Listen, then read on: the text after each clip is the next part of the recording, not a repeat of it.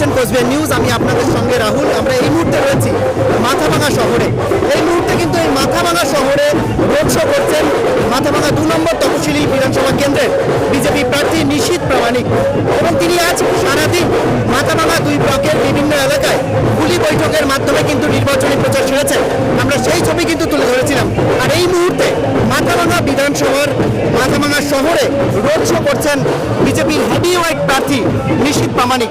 আমরা কথা বলে নেব তার সঙ্গে, তিনি এই বিধানসভা কেন্দ্রে নির্বাচনে কতটা আশাবাদী, কি বলবেন, কতটা আশাবাদী? এখন দেখতে পাচ্ছেন লোকের উচ্ছ্বাস এবং প্রাণঢালা ভালোবাসা। মাথাভাঙার আপামর জনসাধারণ নির্বাচনী সমর্থনী একটা মিছিলকে, সাধারণ মিছিল, সেটাকে মহামিছিলে পরিণত করেছে।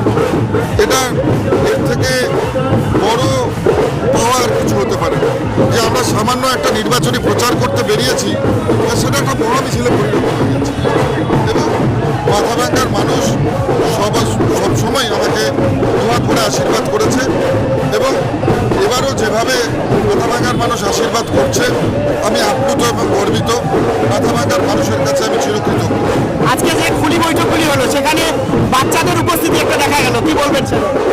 দেখুন, বাচ্চারা জানে তাদের জন্য কারা ক্ষতিকারক এবং তাদের জন্য কারা ভালো চায়, সেটা বাচ্চারা জানে এবং বাচ্চারা সেটা বোঝে। কারণ বাচ্চাদের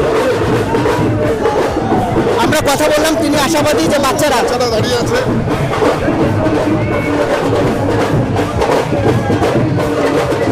দেখুন, মানুষের মুখের চড়া হাসি বলে দিচ্ছে যে তারা কি চায়।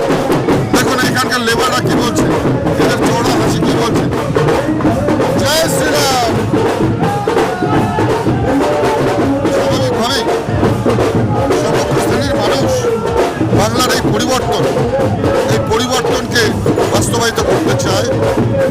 বাংলার এই অত্যাচারী সরকারকে একেবারে সমূলে উৎপাদন করতে চায়। শেকড় শুদ্ধ এই সরকারটাকে বিদায় জানাতে চায় এবং সেই সঙ্গে সঙ্গে ডাবল ইঞ্জিনের সরকার প্রতিষ্ঠা করতে চায়।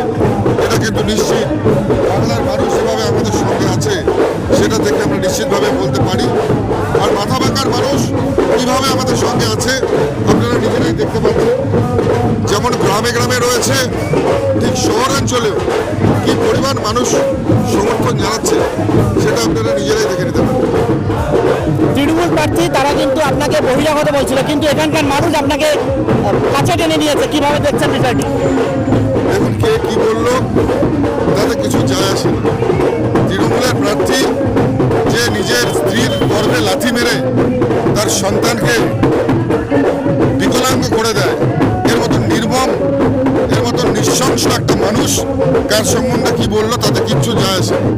কারণ তৃণমূল কংগ্রেস এবার এমন একজন ক্যান্ডিডেট দিয়েছে যে নিজের গর্ভবতী মাকে অশ্লীল ভাষায় কথা বলে, গালিগালাজ করে, যে নিজের স্ত্রীকে মারধর করে, নিজের গর্ভবতী স্ত্রীর পেটে লাথি মারে, তার মতন লোককে, তার মতন একটা নরপিচার শয়তানকে মাথাভাঙার মানুষ কখনো মেনে নেবে না।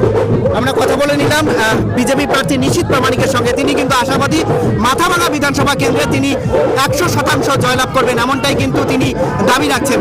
তবে 23শে এপ্রিল সাধারণ মানুষ অর্থাৎ জনতা জনার্দন কাকে ভোট দেবে এবং আগামী 4 মে নির্বাচনের ফলাফল যখন ঘোষণা হবে কে জয়লাভ করবে, সেটা কিন্তু সময়ের অপেক্ষা। মাথাভাঙা থেকে রাহুল দেব বর্মন, কোচবিহার নিউজ।